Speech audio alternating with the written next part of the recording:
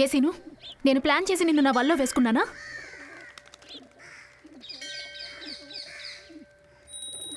ఎవరన్నారు? మీ నాన్న. మేం పాచి పని చేసుకునే పని వాళ్ళమంట. ప్లాన్ వేసి నిన్ను వల్లో వేసుకున్నామంట. నా మాట విను తులసి. ఆయన కోపం వస్తే నోటికి వచ్చినట్టు మాట్లాడతారు. నువ్వు చిన్నప్పటి నుంచి చూస్తున్నావు కదా. ఆయన ఏమన్నా సరే నువ్వు భరించొచ్చేమో, ఎందుకంటే ఆయన మీ నాన్న. మా అమ్మ ఎందుకు భరించాలి? అదేమన్నా మా కర్మ? ఎన్నేసి మాట్లాడినారో తెలుసా?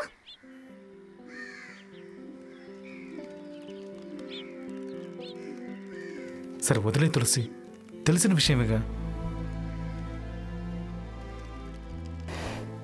కుదరదు సీను. ఏంటి?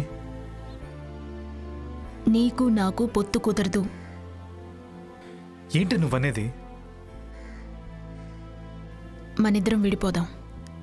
నేనింకిక్కడికి రాను, నిన్ను చూడను, నీతో మాట్లాడను. నన్ను వదిలే.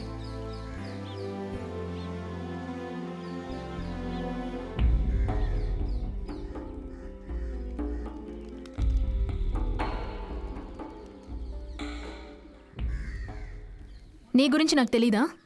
మీ నాన్న ఒరే అంటే చాలు నీకు అక్కడే ప్యాంటు తడిసిపోద్ది. నేనే తప్పు చేశాను. ఇవన్నీ ముందే ఆలోచించాల్సింది.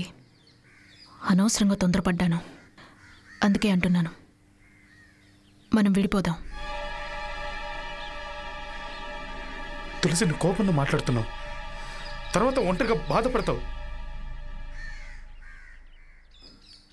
ఆ రోజు నీ ఫ్రెండ్ ఇంటికి వచ్చినప్పుడు నువ్వు నన్ను ఎక్కడ దాచిపెట్టావు?